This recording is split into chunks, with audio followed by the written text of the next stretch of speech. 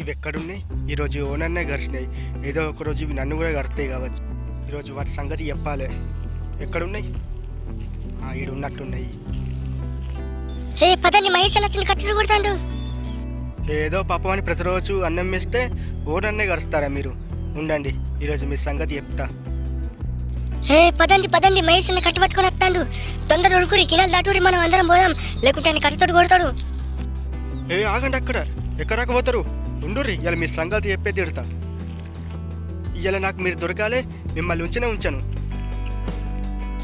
హే దాటండి దాటండి దాటాలి. ఆ మహేష్ అన్న వస్తాను, తొందర దాటూరి, కినాలు దాటి పారి.